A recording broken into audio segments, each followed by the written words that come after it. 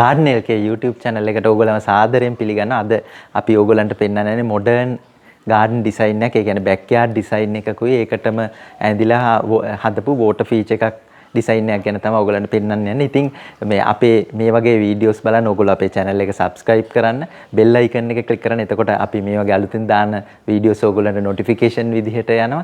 ඉතින් මම මේක විස්තර කළොත් දැන් මෙතන මේ entrance එකෙන් ඇතුල් වෙලා backyard එකට ආවම backyard එකේ තියෙනවා බ්ලයින්ඩ් වෝල් එක. ඒකට අපි මෙතන ලොකේෂන් එකක් වගේ කෙනෙක්ට ඉඳගෙන සතුටු සාමීචියේ පුටු තියාගෙන ඉන්න පුළුවන් විදිහට එතෙන්ට ආටිෆිෂල් ස්ටෝන් කලර් කරලා අපි අල්ලලා ඊට අමතරව මෙතන මට පිටුපසින් ඇරේන්ජ්මන්ට් එකක් දීලා තියෙනවා අපි පොඩි රොක් ගාඩන් එකක්. ඒ රොක් ගාඩන් එකෙත් ලස්සන්ට අපි ගල් තියලා ඊළඟට ඒ ගල් වලට ලයිට් ફોකස් කරලා. ඒ කියන්නේ මේකට අපි භාවිතා කරලා තියෙන්නේ දොළගල්.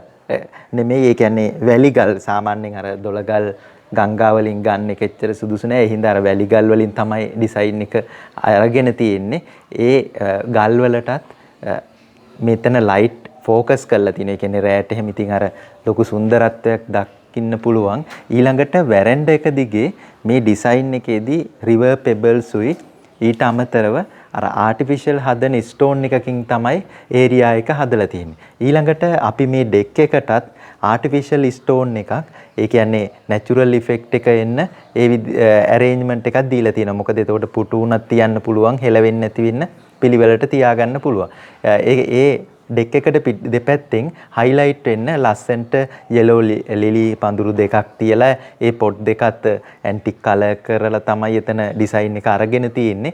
ඊට අමතරව මෙතන එජ් එක වගේ ක්‍රිස්ටිනා වලින් අපි එජ් එකක් දීලා තියෙනවා. ඒකට අර ක්‍රිස්ටිනා ප්ලාන්ට් එක භාවිතා කරන්න හේතුව තමයි මෙතන ඩිසයින් එක ඒ කියන්නේ සතියෙන් සතිය වෙනස් වෙනවා. මොකද ක්‍රිස්ටිනා අද කොළ පාටට තිබුණාම ඒක අලුතෙන් දළු වෙනකොට තැඹිලි පාටට හුරුයි, ඊළඟට කහ පාටට හුරු වෙනවා. ඉතින් අරක මේක සීසනල් ගතිය එන්න තමයි එතන ක්‍රිස්ටිනා ප්ලාන්ට් එක දීලා තියෙන්නේ.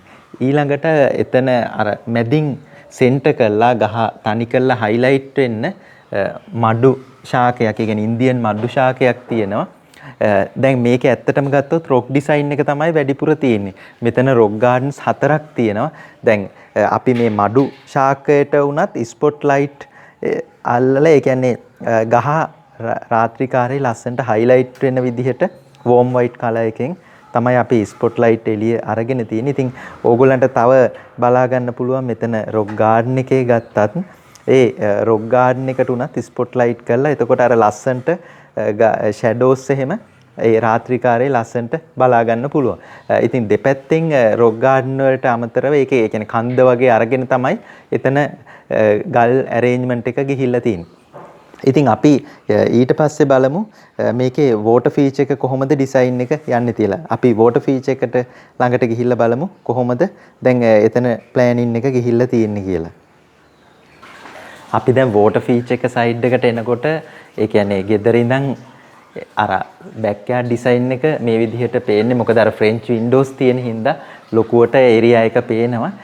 ඊට අමතරව මෙතන ගොඩක් අර නිස්කලංක පරිසරයක් තියෙන. ඒ කියන්නේ භාවනාවකට සමවැදිලා වගේ. ඒ කියන්නේ මෙතන ලස්සනට මාළු ටැංකියක් තියෙනවා. දැන් මේ මාළු ටැංකියේ වුණත් ලස්සනට මාළු කීප දෙනෙක් ඉන්නවා. ඒගොල්ලොත් අර එච්චර සෙලවෙන්නේ නැතුව ලස්සන්ට ඉන්න. ඉතින් අර ඒව බලාගෙන ඒ සුන්දරත්වය විඳින්න පුළුවන්. ඉතින් මේ මාළු ටැංකියට විරුද්ධ සයිඩ් එකේ එතන දැන් ස්ටෙයා කේස් එක ළඟ ඉඳන් යනකොට ස්ටෙයා කේස් එකයි, ඒ කියන්නේ ඩයිනින් ටේබල් එක ළඟට ලස්සනට අර අපි හදපු වෝටර් ෆීචර් එකත් ඕගොල්ලන්ට ඩිසයින් එක බලන්න පුළුවන්. ඒ කියන්නේ ඩයිනින් ටේබල් එක ඉඳගෙන අපි කෑම කනකොට උනත් ලස්සනට මේතන ඩිසයින් එක පේනවා.